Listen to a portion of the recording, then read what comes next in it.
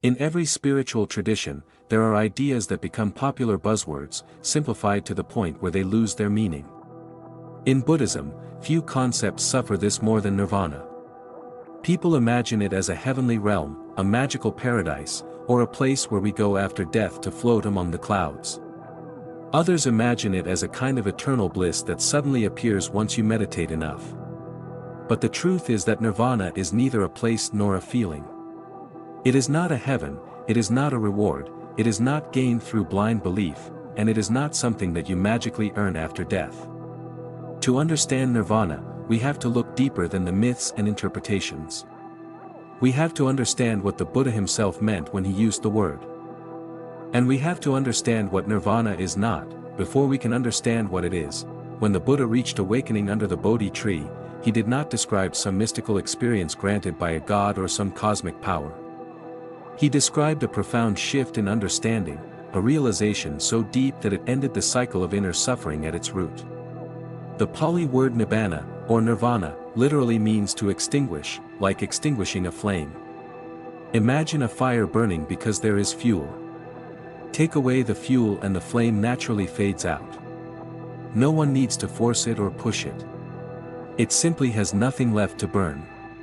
In the same way, the Buddha explained that the fires of human suffering, craving, ignorance, anger, attachment, continue to burn only because we keep feeding them. We pour fuel onto them in the form of desires, expectations, clinging to identities, fears, judgments, and illusions. When the fuel runs out, the fire stops. Nirvana isn't something added to you. It's something that happens when you stop adding what causes suffering.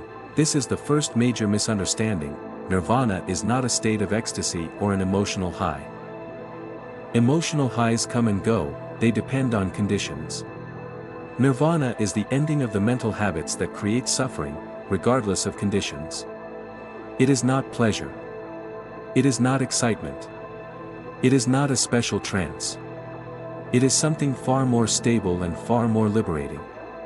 If you imagine someone in nirvana as constantly smiling like they won the lottery, that picture is too simplistic. Nirvana is the calm clarity that comes when you no longer cling to the highs and lows in the first place. It is freedom from the roller coaster, not the top of the roller coaster.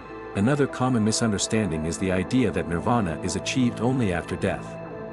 The Buddha was very clear, nirvana can be realized in this life. It is a mental liberation, not an afterlife destination. People often think, after we die, the soul goes to nirvana. But Buddhism does not describe nirvana as a place where a soul arrives, because Buddhism does not describe the self as a solid, permanent soul in the first place. The idea of a permanent me traveling to a permanent place is precisely the illusion that the Buddha said causes suffering. So long as we cling to I am this, I must have that, I need to become something, the fires continue. Nirvana is the ending of that clinging, and it can happen here, now, in this human body. Another thing nirvana is not is annihilation. Some people hear that nirvana means extinguishing and assume Buddhism teaches that the goal is to stop existing altogether. But Buddhism is not nihilistic.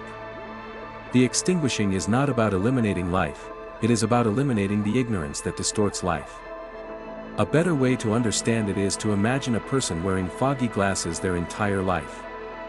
They suffer because they see the world through distortions, assumptions, and emotional reactions. Nirvana is like removing the foggy glasses, not destroying the person.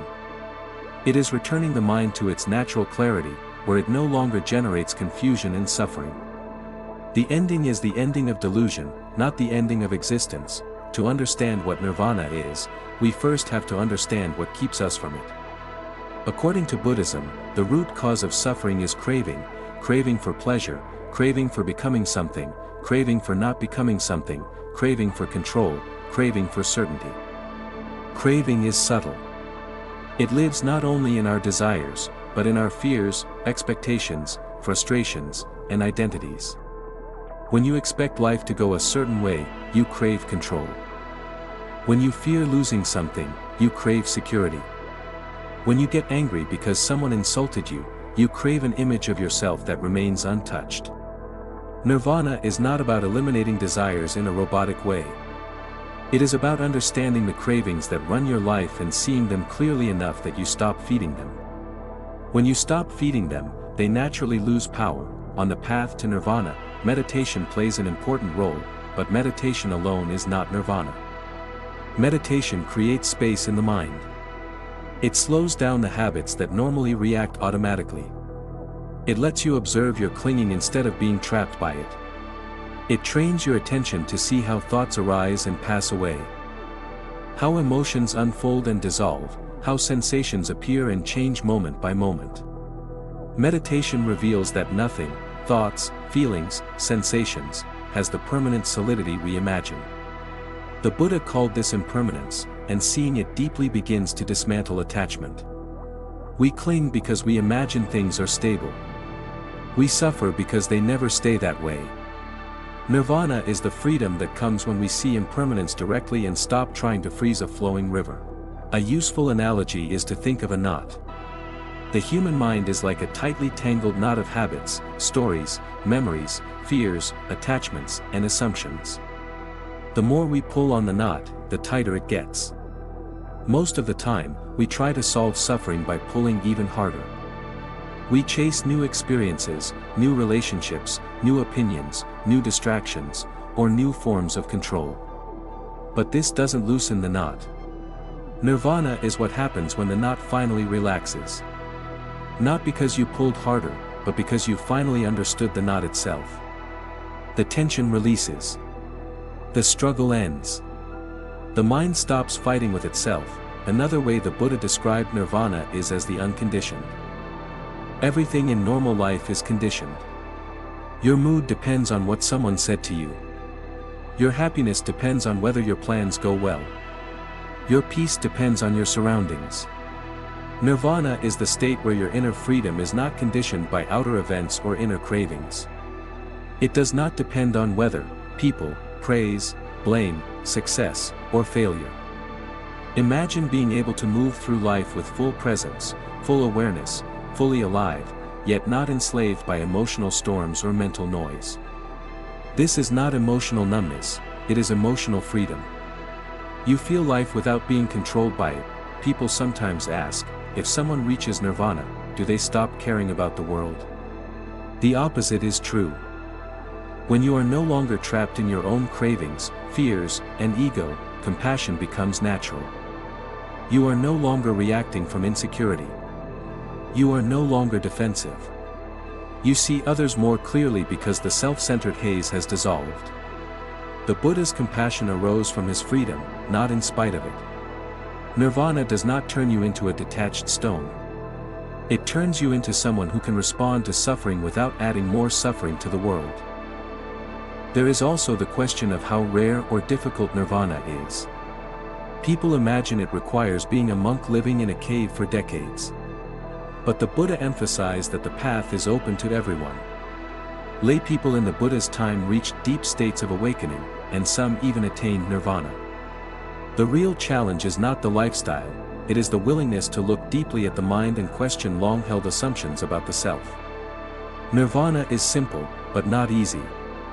It requires honesty, patience, and the courage to let go of illusions that feel familiar. It is not reserved for saints. It is a possibility for any human being who sincerely examines their mind and follows the path of ethical conduct. Meditation and wisdom, even if one does not fully reach nirvana, every step in that direction reduces suffering. Every moment of mindfulness weakens the habits that trap us. Every act of compassion reduces ego. Every realization about impermanence, every letting go of unnecessary craving, every peaceful breath taken with awareness, all of this moves us closer to the freedom the Buddha described. The path itself transforms the mind. Nirvana is simply the complete ending of what the path begins to dissolve. So what is nirvana, in the simplest possible words? It is the end of suffering through the end of clinging. It is the moment the mind stops fighting with reality. It is the deep understanding that dissolves ignorance. It is the extinguishing of the fires that keep us restless and unsatisfied. It is the liberation that arises when we see life clearly, without the distortions created by desire, fear, and false identity, and what is it not? It is not heaven, not annihilation, not a reward, not a magical state, not emotional bliss, and not something granted after death. It is not something you add to yourself, it is something you allow to unfold when you stop feeding the causes of suffering. Understanding Nirvana is not about memorizing a definition. It is about experiencing the mind directly, moment by moment, and seeing the patterns that create suffering. When those patterns dissolve, even partially, life becomes lighter. Fear loosens its grip. Anger loses its fuel. Desire becomes less controlling. And clarity, compassion, and peace naturally rise to the surface. Nirvana is the complete form of that freedom, the mind fully at ease, fully awake, fully unobstructed. Whether you treat Nirvana as a distant goal or a guiding light, its message is profound: freedom is possible. Not in some other world, not after death, but here, in this very life, in the mind you have right now. The path begins wherever you are. The journey is gradual, but every step brings more understanding. And the destination, Nirvana, is nothing mystical or supernatural. It is simply the natural state of a mind that no longer burns. Thanks for watching. Our channel is new and needs your support. In our channel you can find many videos on the history and philosophical teachings of Buddhism. Please subscribe to our channel to support the teachings of Buddha on YouTube. You can download our app from Google Play. Get notifications, daily quotes from Buddha, guided meditation methods, articles about Buddhist wisdom and sutras from Pali Canon. Discover inner peace, cultivate mindfulness, and unlock the infinite wisdom of the Buddha with this app. Download link below.